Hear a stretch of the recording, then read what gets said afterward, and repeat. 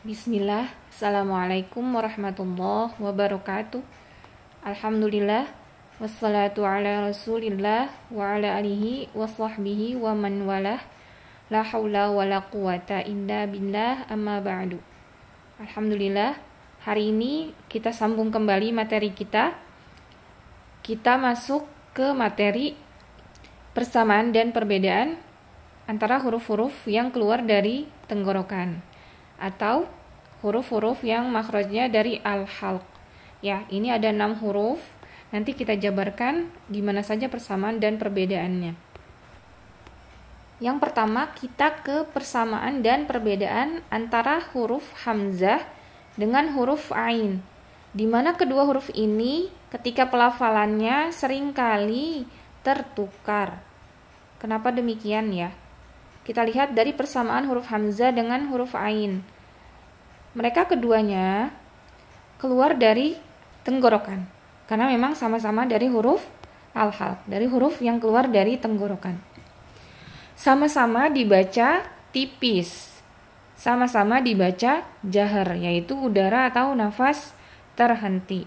Lalu kita lihat perbedaan dari kedua huruf ini. Huruf hamzah makhrajnya ingat dari tenggorokan bagian bawah. Jadi keluarnya dari area pita suara. Yang kedua, huruf hamzah itu dibaca syiddah, suara terhenti. Sedangkan huruf ain yaitu dari tenggorokan bagian tengah. Perhatikan bedanya. Huruf hamzah dari bagian bawah, huruf ain dari tenggorokan bagian tengah. Nah, huruf ain itu sifatnya adalah bainiyah atau suara mengalir sebagian. Jadi beda dengan huruf hamzah.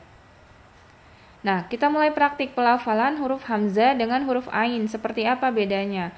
Di sini akan terlihat. Karena seringkali dalam pelafalan itu huruf ain, huruf hamzah tertukar satu sama lain. A, a, a. Ya, yang satu dari tenggorokan bagian bawah, yang satu bagian tengah. Perhatikan. I, ai. I, ai. Bersih dalam pelafalan huruf hamzah. I, ya. Langsung plong di tenggorokan itu, jangan ada hambatan. U, au. U, au. U, au, ya.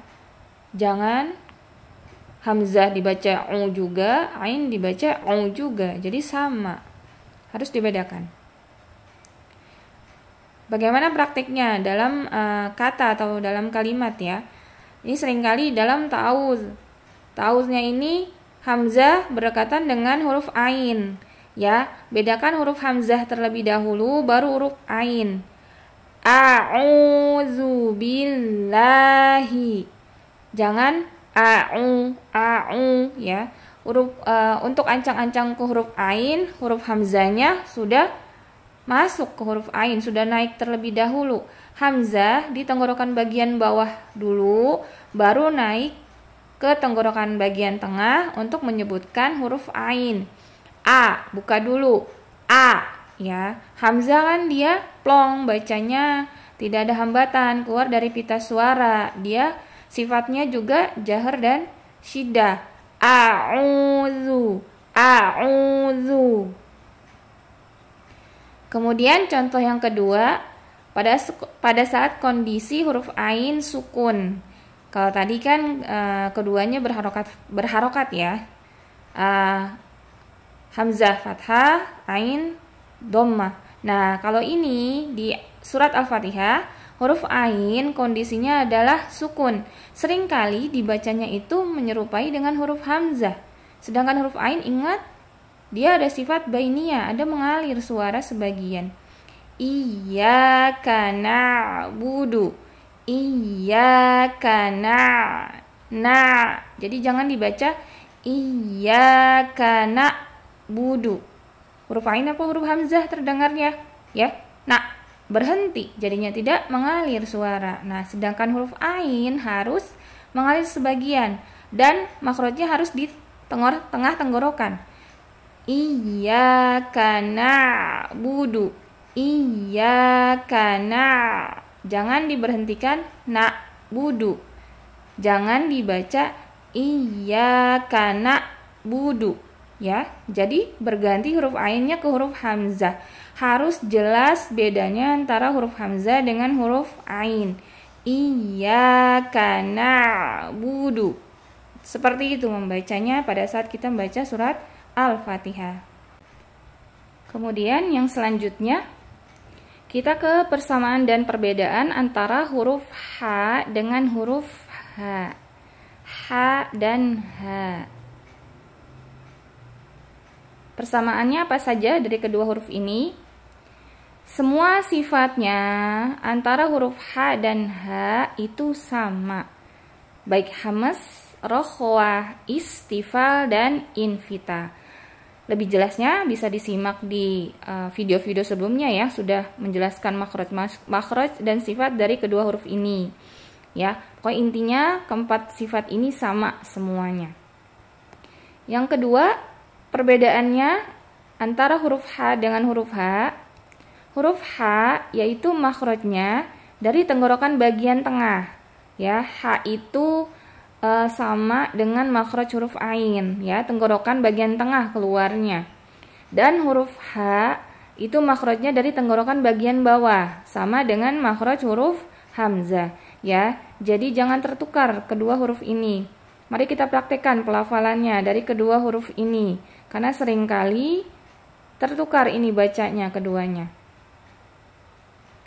Dimulai dari yang harokatnya fathah. Ha, ha, ya, dari tengah kemudian ke bawah. Nah, kemudian kita bertemu dengan yang sukun. Ah,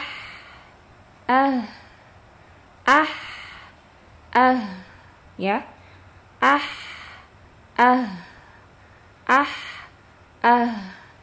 Yang satu keluar dari tenggorokan tengah, yang kedua dari bawah. Ar-Rahmani, Ar-Rahmani, Ihdina, Ihdina, ya. Yang pertama huruf H, yang kedua huruf H. Jadi baca Ar-Rahman, jangan Ar-Rahman. Baca Ihdina, jangan Ihdina. Seringkali tertukar, yaitu baca Ar-Rahma, Ar-Rahma, Ar-Rahma, ya. Bacanya harus ada H-nya itu, H-nya H gitu. H ya, dari tenggorokan bagian tengah H. Karena keduanya memiliki sifat yang sama. Jadi yang membedakan apa? Membedakannya dari makhrajnya ya. Jangan Ar-Rahma, Ar-Rahma, Ar-Rahma, Ar-Rahma, Ar-Rahma. Jangan Ar-Rahma. Ihdina, Ihdina, jangan Ihdina. Ya, seperti itu perbedaannya dalam pelafalan huruf H dan huruf H. Kita lanjut untuk yang ketiga, ada persamaan dan perbedaan dari dua huruf kha dengan huruf ghain.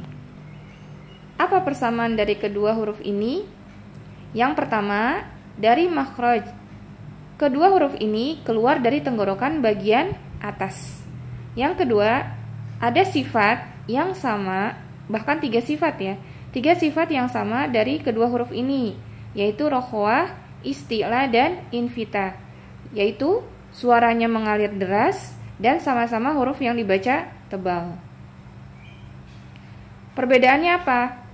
Huruf kha ini sifatnya hamas, udaranya mengalir. Sedangkan huruf ghain itu sifatnya jahar, udaranya tidak mengalir.